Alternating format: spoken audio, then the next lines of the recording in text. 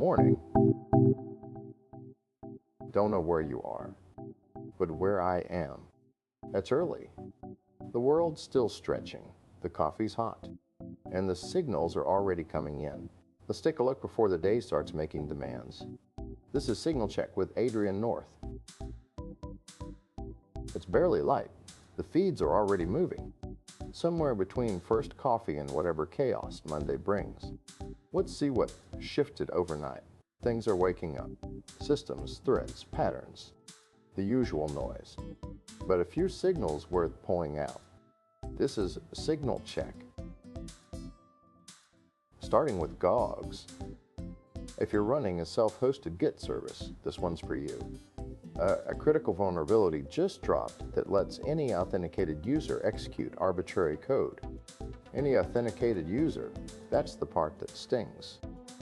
You've already let them in the door, and now they can run whatever they want under the right conditions. The Gogs team pushed a patch, but here's the thing. Self-hosted means you're responsible for applying it. No auto update saving you here. This is one of those bugs where the window between disclosure and active exploitation is narrow. If you're running Gogs in production, today's the day to check your version number. Palo Alto's having a rough Monday. They're warning that hackers are now actively exploiting a GlobalProtect VPN authentication bypass flaw, tracked as CVE 2260257, authentication bypass. That means attackers can potentially waltz past your VPN gateway without valid credentials, the very thing designed to keep your corporate network locked down. Palo Alto issued patches, but we're already seeing exploitation in the wild. If your perimeter defense is built on GlobalProtect and you haven't patched yet, you've got a problem that won't wait until after lunch. This is the kind of flaw that turns a quiet weekend into a very loud incident response. The Dutch just shut down something massive. Authorities took offline a botnet of 17 million infected devices, 17 million. They also seized more than 200 servers at a local provider that was supporting the operation. The scale here is staggering. That's not a botnet. That's a small country's worth of compromised machines all pulling in the same direction. What were they doing with it? The details are still coming out, but when you control that many devices, the possibilities are endless. DDoS, credential stuffing, spam, crypto mining, you name it. The takedown is a win, but here's the harder question. How many of those 17 million device owners even know their hardware was part of this? Most of them probably still don't. Here's where it gets weird. An unknown threat actor exploited a vulnerability in Marimo.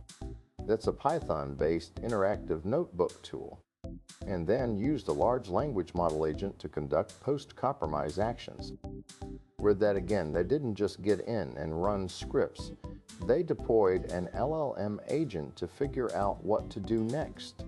Autonomous decision-making during an attack. We've been talking about AI-driven offensive tools for a while, but this is one of the first documented cases of an attacker using an LLM as part of the intrusion itself. It's not hypothetical anymore. The model helps them navigate the environment, escalate privileges, exfiltrate data, all without a human constantly steering. That's a different kind of threat. Faster, more adaptive, harder to predict. Quick shift. Trail Runner magazine just dropped a list of 13 independent trail races with views and vibes that'll blow you away. Waterfall-filled gorges, towering forests, courses that make you forget you're suffering. These aren't your big brand ultra events. These are the indie races. Smaller, scrappier, often more soul. If you've been scrolling race calendars looking for something with a little more character and a little less corporate tent village, this list is worth your time. Gorgeous, challenging, unexpected. The kind of races you remember not because of the swag bag, but because of the place. And finally, Tyler Andrews just set an oxygen-assisted speed record on Mount Everest. Trail runner, mountaineer, and now record holder at the top of the world. Details are still coming in, but the phrase oxygen-assisted speed record tells you everything about how thin the air is and how fast he moved anyway. Everest speed climbs are their own breed of madness. You're racing altitude, weather, your own cardiovascular system, and the mountain doesn't care about your training plan. Andrews pulled it off. That's the kind of effort that makes you rethink what's possible when lungs and legs and shear will all line up at 29,000 feet. That's Signal Check for today. Close the tabs, step outside. The day's waiting. We'll talk again next time.